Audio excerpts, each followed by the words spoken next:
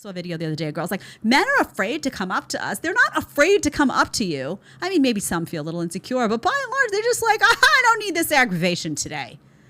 I don't need some diva aggravation today, because more often than not, what do? Nasty, like a little attitude, puckered lips. The pucker look. They're tired. They're tired. They're tired of getting made fun of. They're tired of being, abused. They're tired of getting, oh, I'm a meme now. Because why? Because I looked your way for 2 seconds in the gym? Guys aren't approaching us anymore. We can't get free shit. They're not being nice to us. They don't ask us out anymore. Nobody approaches me. What do I do? I get this question all the time from women. Always asking, where are all the good, great men? Yada, yada. Guys with money, power, influence, charm, looks, you name it. They're walking away. They've been walking away for a while now, and it's going to get worse, ladies. And there's one big-ass reason why. Because they are tired of your shitty little games. All the simps are still going to approach you. They're still going to kiss your ass. They're still going to call you beautiful every 5 seconds. But the guys that you really want are walking away. And they're going foreign. I got a good buddy. He got married to a Puerto Rican girl. Shout out to you, Jason. And this is just something you guys have to get used to. Either that, or you crawl back to us begging for forgiveness, or live with your cats. What did you say? I said women don't like dudes who got their own, who don't need them. They rather deal with men who are not that intellectually aggressive, who gonna let them say what they want and do what they want. They rather deal with a man like, not saying you like that, but most women out here don't want to deal with a man who gonna say, baby, nah, don't wear that. Nah, baby, don't talk like that. They don't really want to deal with that. They rather deal with a dude who let them say and do whatever they want to do. And they think the real woman is standing too close to the hose, so we don't know the difference until we start talking to y'all. No, listen. I met a lot of women. It don't mean, I don't care if they from the hood. I don't care if they got 2 parents. Their interests are the same. It's like right now, right? If you see 10 lions coming down the street, are you gonna try to figure out which lion gonna bite your ass or not? You're gonna be like them 10 lions. So unfortunately, the real woman agree with too much shit that these hoes is on, so we don't know the fucking difference. This is a thing that a lot of guys are giving up on, trying to find a good woman.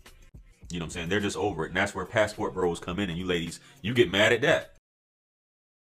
People are waking up to being deceived from every angle, every avenue out there. People are waking up to political deception. People are waking up to corporate deception.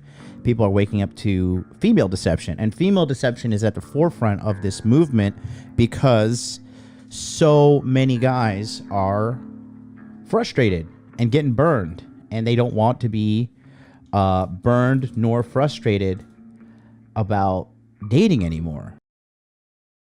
Can you believe it? Almost everything you do these days can be seen as a red flag by women. Whether you're nice to them or assertive, it's a problem. Even if you do everything they want, it's still not good enough. And if you don't meet their expectations, that's a flag too.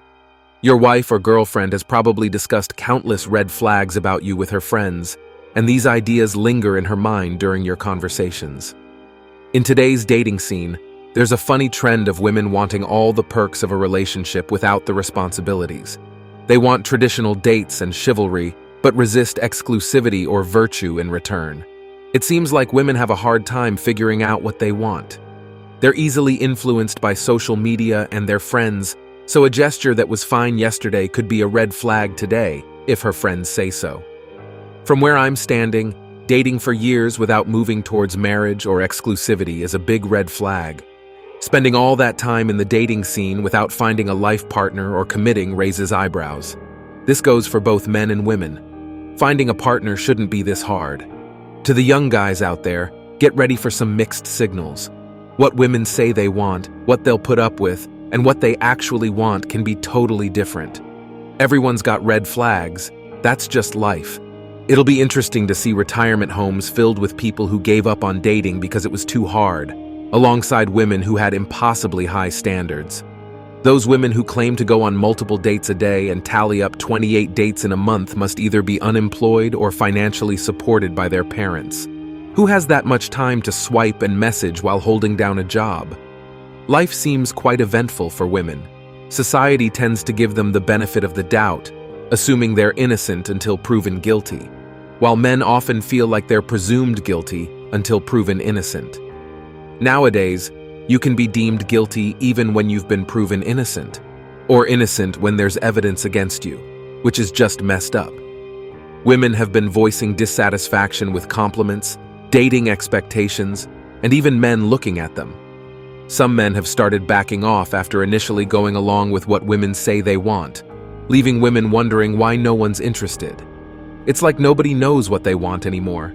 It's not fair to say all women are out to get men. The real problem is that, in this gynocentric society, any woman can potentially destroy a man's life if she decides to. One accusation, even if it's false, can ruin everything. Let's not forget the problematic "Believe All Women" slogan from the Me Too movement. Since then, it's like the movement has just decided to take a big swipe at men. They've set up this ridiculous and downright misogynistic set of rules that force men to play a rigged game. Most guys are smart enough to steer clear of that kind of rigged deck. A lot of men these days seem to share this feeling about women, and it's not hard to see why. Their behavior has gotten to the point where just having a conversation with them feels like a chore before it even starts. It doesn't matter how good-looking they are. The truth is, they've become so annoying and immature that men would rather just stay away from anything that could even remotely be seen as trouble. So why do women seem to find red flags in every little thing men do? One big reason is this thing called hypergamy. Hypergamy is all about convenience and nature.